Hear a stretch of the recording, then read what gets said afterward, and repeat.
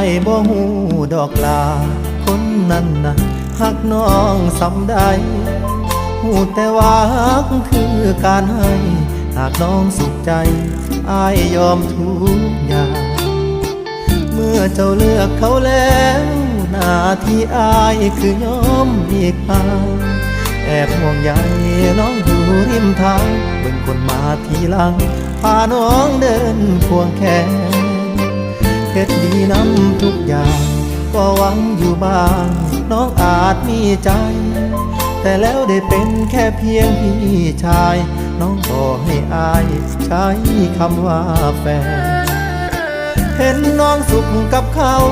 ปานตกยอดพาวใส่โทนดินแก่นแต่หากเจ้าเกินสิเครียดสิแค้น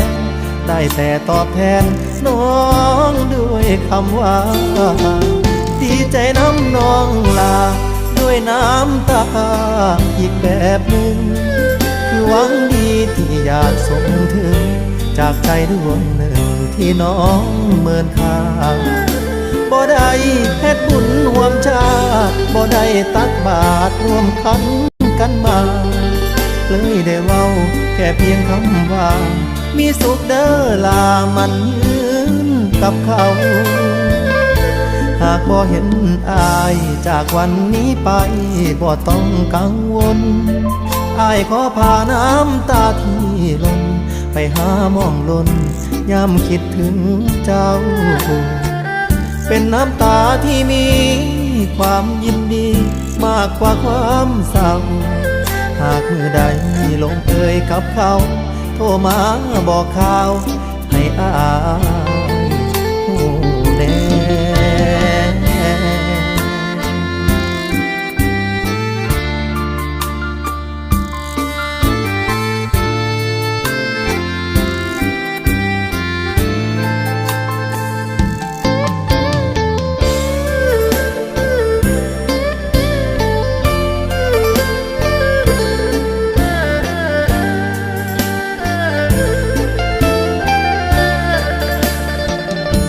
ใจน้ำน้องลา